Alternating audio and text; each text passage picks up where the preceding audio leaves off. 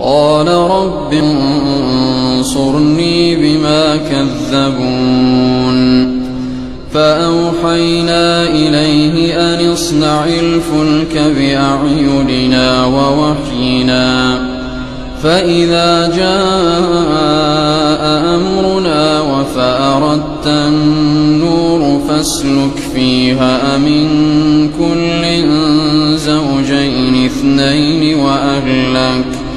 وأهلك إلا من سبق عليه القول منهم ولا تخاطبني في الذين ظلموا إنهم مغرقون فإذا استويت أنت ومن معك على الفلك فقل الحمد لله الذي نجانا من القوم الظالمين.